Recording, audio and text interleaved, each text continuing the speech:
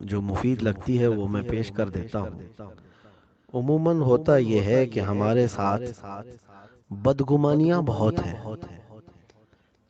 یعنی جو دکھتا ہے وہ ہوتا نہیں، ہمیشہ یہ بات یاد رکھیں۔ اور کبھی کبھار ایسا ہوتا ہے جو چیز ہو رہی ہے وہ حقیقت میں ویسی نہیں ہوتی۔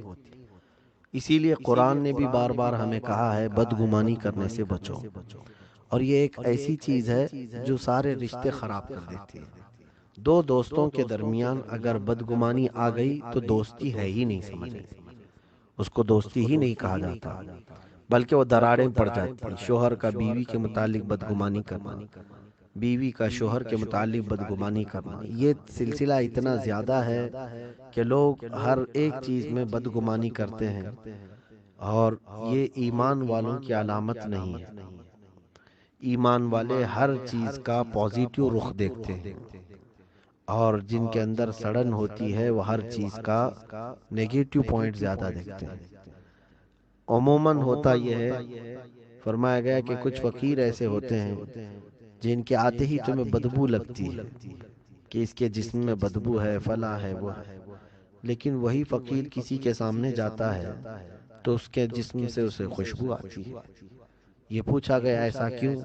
کہا گیا آدمی در حقیقت اپنے اندر کی بدبو سونگھ رہا ہوتا ہے، کیونکہ وہ اس سے کراہت کرتا ہے، نفرت کرتا ہے، تو اسے بدبو جیسا محسوس ہوتا ہے۔ اور جو اس فقیر سے محبت کرنے لگا تو اسے اس میں خوشبو محسوس ہوتی ہے۔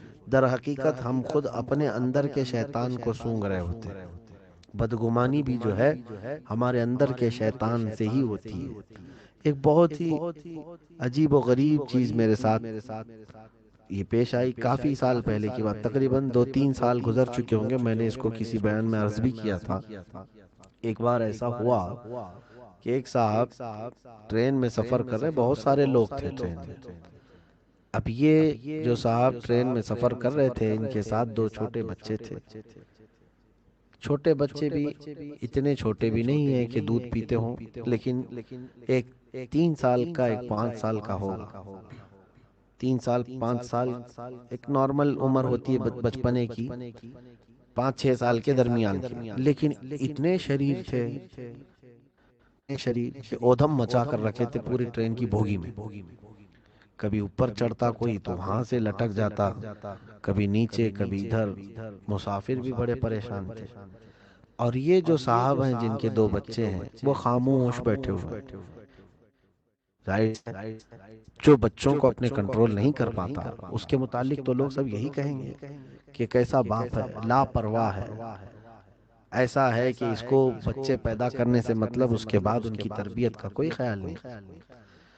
تو یہ سفر چلتا رہا، ایک شہر سے دوسرے شہر جا رہی تھی یہ ٹرین، اور اس سفر میں ان بچوں نے جو دھمال مچایا تھا تو مسافر جو آس پاس کے تھے وہ کافی دیر تک دیکھتے رہے، اور بچوں کو کسی نے ان کو بلا رہا تھا، نہ پکڑ کے بٹھا رہا تھا، کچھ نہیں کر رہا تھا، تو لوگ جو ہے اس پر برہم ہو گئے، برس پڑے۔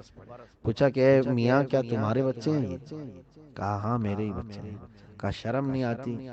پوری بوگی میں یہ پریشان کر کے رکھے ہیں، کوئی اوپر چڑھتا ہے، کبھی ادھر گھومتا ہے، کبھی ادھر، لوگوں کو تنگ کر کے رکھے ہیں، تو کیا اپنے بچوں کو کنٹرول نہیں کر سکتا؟ تو اس نے بلایا اپنے بچوں کو، بٹھا لیا اپنے پاس، اور اس کے بعد بدل گیا اس ٹرین کی بوگی کا، اس ڈبے کا منظر ہی بدل گیا۔ لوگ جو اس کو ڈانٹنے کے لیے، چلانے کے لیے جمع ہوئے تھے، اس نے کہا آپ صحیح کہہ رہے ہیں کہ ان بچوں نے اچھل کود بہت مچائی ہے، لیکن کیا کروں میں مجبور ہوں۔ کہا کیسی مجبوری ہے؟ 3-5 سال کے بچوں کو کنٹرول نہیں کرنے کی تمہارے اندر کیسی کمزوری ہے؟ اس نے کہا بات در حقیقت یہ ہے کہ میں اپنے شہر سے اب ان بچوں کے ننیحال جا رہا ہوں، ان کے نانی کے گاؤں، جہاں آج صبح ہی ان دونوں بچوں کی ماں کا انتقال ہو چکا ہے۔ میری بیوی آج ہی فوت ہوئی ہے، مجھے اطلاع ملی ہے، میں ان دونوں بچوں کو بتائے بغیر ٹرین میں لے کر کے چل پڑا ہوں۔ میں صرف یہ چاہتا ہوں کہ ماں کی موت کی اطلاع سے پہلے جتنا یہ کھیل سکتے ہیں کھیل لیں۔ جس وقت یہ اپنی ماں کے لاشے کو دیکھیں گے ان کی ساری اچھل کود ختم ہو جائے گی، یہ مرجھا جائیں گے میری کلیاں، تو میں دیکھ رہا ہوں کہ تھوڑی دیر اور کھیل لیں گے، تھوڑی دیر اور خوشحال ہو جائے۔ تو لوگوں کے آنسو چھوٹ پڑے، کوئی بچوں کو پیار کرتا تھا، کوئی چمٹاتا تھا، پورا منظر بدل گیا، کیونکہ حقیقت کا علم کسی کو نہیں تھا کہ یہ بچے آخر اچھل کود کر رہے ہیں، باپ روک کیوں نہیں رہا تھا؟ اس کی وجہ یہی تھی کہ ان دونوں چھوٹے بچوں کی ماں کا اسی دن انتقال ہوا تھا، اور وہ اپنی ماں کی لاش کو دیکھنے کے لیے باپ ان بچوں کو لے کر جا رہا تھا۔ عزیزان گرامی، زندگی میں کئی ایسے مقامات ہوتے ہیں جن کی حقیقت ہم جانتے ہی نہیں، محض